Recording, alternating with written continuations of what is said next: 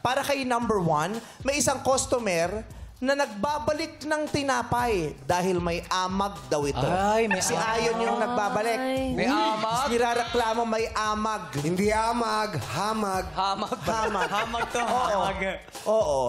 Para sa baby niya, Ayan. si baby amag. Pasok yan. Baby amag. May hamag. Ate, dito ka na. Pumwesto ka na. Yan. Anong tawag sa abag na marami? Ano? Amag-anak.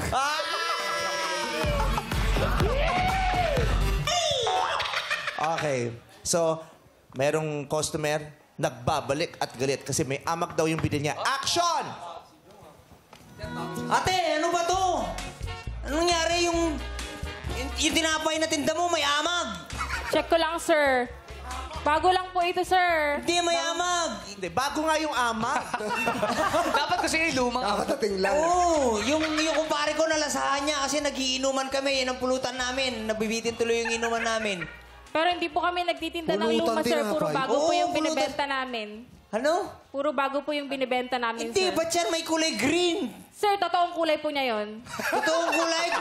Hindi ganyan kulay binili ko kanina eh. Kulay green. Ay, nako, sinungaling ka pala. Dahil sinungaling ka, mag-joke ka sa kanya.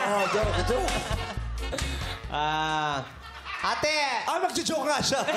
Sige, mag-joke ka sa kanya. Ate, alam mo yung ano, alam mo kung ano sinasabi ng susi sa tutubi? Ano po? Susi sa tutubi. Ano? Wasabi.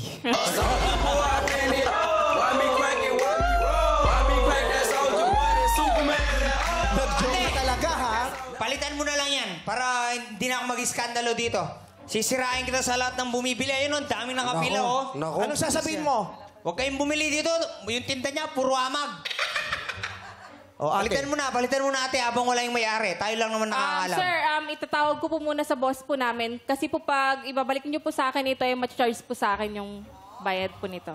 Hindi, paano yung inuman namin? Wala kaming pulutan. Last money na yan. Wala talaga kami pera, ate. Gusto mo, palitan mo na lang ng chichirya. Seryoso. Wala silang tinta chicheria. Ano, ate? Dali na. Ano kami, ate? Nabibitin yung ano namin. Palitan mo na lang. Wait, sa atin lang. Hindi Bago po makakarating kasi sa ito, boss sir, mo. sa amin. Bago pong luto. Hindi talaga. May amag talaga, ate. So, bago ka lang. Sino dito yung tinderang may amag?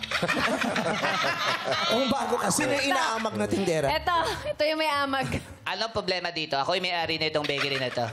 Boss, yung tindera mo, ayaw palitan yung tinda yung yung... Ano meron? tinapay. May hamag. May hamag. Oo. Totoo ba yung sinasabi niya? Natagpuan to dun sa tinapay. Hamag ba yan? Ang tindi ng hamag ah. Higad dyan eh. Binoko Ano ka. problema dito? Sir, binabalik po niya yung tinapay po natin. Sabi po may Kausapin amag. mo. Sir, titignan ko muna. Totoo sinasabi may hamag ah. Oo. May hamag ka. Palitan mo na. Sa inyo na to. Umuwi ka na. Huwag ka na mag-skandalo rito. Sabi na sa'yo eh. Oo. Sige, sir, kunin mo na po. Mag-inuman na po kayo. Hindi, tikman ko muna. Baka ito ulit. Baka may amag ha. Baka may amag ulit Hindi to. po. Bagong-bago na po yan.